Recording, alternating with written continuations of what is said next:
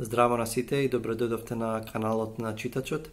Во ова видео нема да правам рецензија на книга, туку ќе направам еден авторски писателски профил, како што до сега направив за неколку писатели веќе, за Кортасар, за Буцати, за Сабато и за Селинџер. Можете да ги најдете тие видеа на мојот канал. Денес се зборувам за една брилијантна, сјајна писателка Алис Манро. Алис Манро, јас имав една нејзина збирка кратки раскази и ми седеше на полица и знаев дека е добра писателка, меѓутоа ја немав читано и кога ја земав да ја читам, кога ја исчитав првата збирка, значи тотално се навлаков на нејзините кратки раскази и после ги исчитав веднаш потоа уште две збирки раскази. Таа вели во едно интервју, таа вели дека некој рекол, прочитала некој дека рекол некаде, па не очекував многу, не се надевав многу за оваа книга, за една од нејзините книги, затоа што на сликата имаше една стара украсена на контена бабичка. Меѓутоа тоа сликата, таква слика има и на македонските изданија на внатрешната страна од задната корица, меѓутоа сликата тотално лаже, затоа што нејзините кратки раскази, нејзината проза не се ниту украсени, ниту сентиментални, ниту накитени, туку се всушност многу моќни. Алис Манро е родена во Канада во 1931 година. Најголемиот дел од животот го живеела во Јужен Онтарио, има живеено и на западниот брег во Ванкувер. Таа во 2013 година ја доби Нобеловата награда за литература и затоа што пишува исклучиво кратки раскази, а знаеме дека не се многу тие писатели кои што пишуваат само кратки раскази. Значи имало такви писатели, Чехов е еден од мајсторот на краткиот расказ, што никогаш не пишувал романи, иако пишувал драми. И нормално повеќето од писателите пишуваат и кратки раскази и романи, и меѓутоа ретки се тие што не претпоставам дека ретко кој не пишувал расказ, а пишувал само романи. Меѓутоа Алис Манро исклучиво пишува пократки форми, кратки раскази. И кога доби Нобеловата награда, ја прашуваат што мислите што ќе значи ова за кратките раскази, и таа вели се надевам дека ова е потврда и награда за краткиот расказ, а не само за мене лично, за едноставно потврда за вредноста на таа книжевна форма. И на друго место таа вели се смета дека писателите прво почнуваат со кратки раскази, па после ги надминуваат, созреваат и стигнуваат до пишувањето романи. Меѓутоа всушност ако размислиме, ова е моје мислење, да се напише добар, одличен краток расказ е веројатно и потешко отколку да се напише добар роман. Таа е родена во 1931 година во Канада. Таму има студирано само некоја двегодишна програма на факултет. Била од сиромашно семејство. Во 1951 година се зема со нејзиниот прв маж и подоцна ја отвараат една книжарница што е до Manro Books, што до ден денес постои. И она во првите години, таа всушност поголемиот дел од нејзиниот живот, таа била дома, била домаќинка и се грижела за домот, ги имала деца, ги раствала децата, и во интервју таа вели не беше проблем да тоа што бев домаќинка и што морав за секој момент слободен да го користам да пишувам. Таа вели тие работи се окей да се грижиш за семејството и да ги растеш децата, меѓутоа проблем е кога домаќинка ќе стане твој идентитет и кога луѓето ќе те обележат и пробуваат да те заробат со таа етикета и да ти не си ништо друго освен домаќинка. Меѓутоа, она што е добро, таа вели, што не било необично во тоа време, нејзиниот маж дал тотална поддршка да пишува, едноставно да се стреми кон таа литературна кариера нејзина, и таа пишувала и се обидувала да објавува, меѓутоа релативно касно во 68 година ја објавува првата збирка раскази, таа е Dance of the Happy Shades или Танцот на среќните сенки. Подоцна е во 71 ја издава Lives of Girls and Others, значи животите на девојките и другите, и од таму таа речиси на секој 3-4 од прилика на 4 години издава, објавува збирка раскази. Незините раскази се многу од тие збирки се имаат добивано престижни награди, нормално Нобеловата е врвот на тоа. Многу награди во Канада кои што се значајни и навистина призната писателка и сјајна писателка на кратки раскази. Јас кога станува збор за незините збирки раскази за среќа имаме 3 збирки, 3 книги незини издадени на македонски. Сите се во вакво убаво издание од издавачката куќа Бегемот. Прва издадена на македонски од неа, од Бегемот, е во 2015 година Runaway или Бегалка во превод на Кристина Димкова. Сите се во превод на Кристина Димкова, а оригинално таа има издадена во 2004 година. Ова е веројатно една од незините најдобри збирки раскази. Една од ретките каде што има неколку раскази кои што се има еден главен лик и се поврзани еден со друг. Обично секоја приказна незина најчесто не се посебни, може да се читаат засебно и се сами за себе.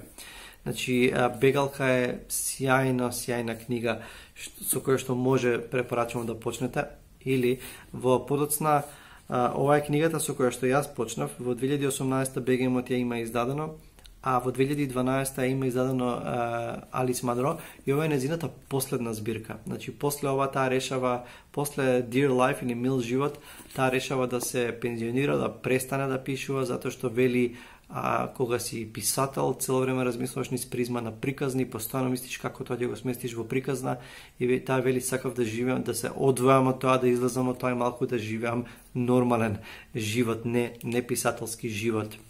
Значи, после ова таа нема објавено ништо и на едно место во едно интервју таа вели дека препорачува дека луѓето да почнат со оваа незина збирка.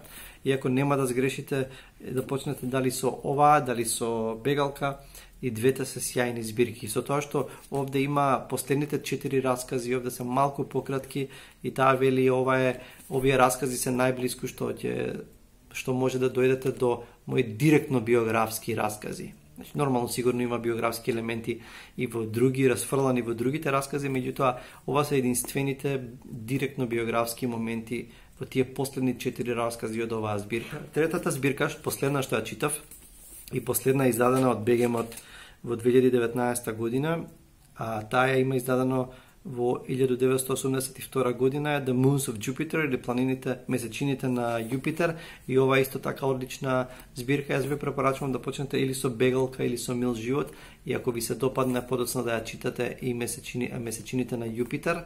Значи, книгите ги можете да ги најдете во повеќето книжарници во Скопје. Да кажам нешто за незините раскази. Незиниот начин на пишување е со многу едноставен јазик, со многу едноставни секојдневни ситуации. Таа ја доловува комплексноста на сите, универзалноста и комплексноста на човечките емоции. И во незините раскази нема драматични пресврти, значи нема некакви трагични херои или јунаци кои што екстремно радикално страдаат или големи пресврти. Меѓутоа, на крајот, кога ќе го завршите расказот, сепак има еден епифаниски момент каде што сваќате дека имате малку подобар увид во човечката психа, во човечките емоции, во меѓучовечките односи. Таа многу убаво пишува особено за односите меѓу мажите и жените. Друга тема важна кај неа е созревањето на девојките, жените, влегувањето во животот. И во сосема опуштени во најнормални ситуации, таа успева да го изгради, да го долови тој момент. Прочитав еден коментар и што многу добро го доловува незиното пишување, мислам, или го објаснува невозможноста да се протолкува. Еден човек вели: многу е тешко да си писател, особено е тешко ако си писател и ја читаш Алис Манро, затоа што сваќаш дека си соочен со мајсторија, со гениалност, а меѓутоа не можеш да, народно кажам, не можеш да го најдеш крајот, не можеш да сватиш, да го анализираш тоа, да го поделиш, да го деконструираш и да најдеш всушност во што е тајната.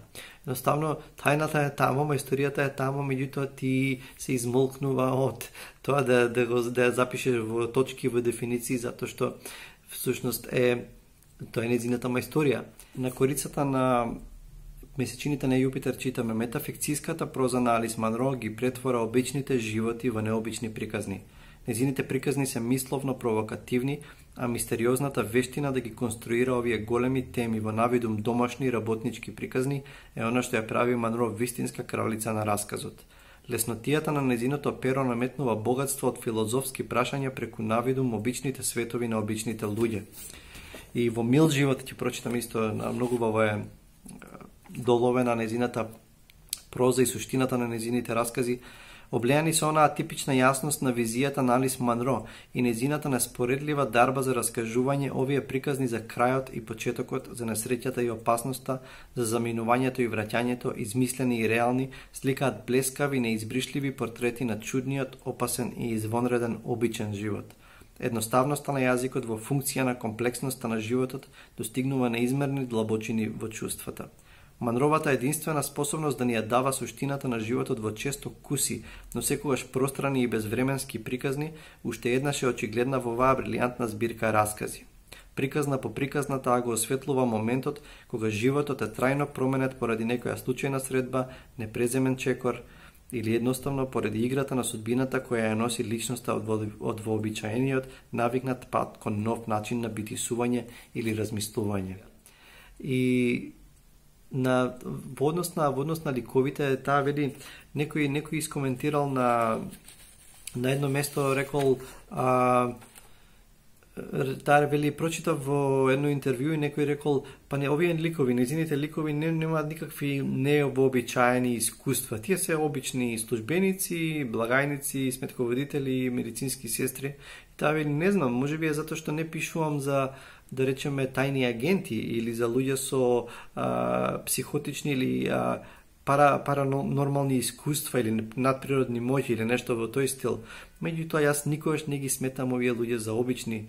Јас никого со кого што ќе се сретнам не го сметам за обичен, затоа што секој е необичен и посебен сам за себе. И тоа е незиниот став кон незините ликови. Значи, незините ликови се од Small Town, Канада, значи од малиот градчиња, од мали села во Канада, од островчиња на западниот брег, и не се никакви невообичаени или големи јунаци или херои, меѓутоа преку нив таа на толку природен начин не доловува комплексноста на човечкото искуство, на секојдневното човечко искуство.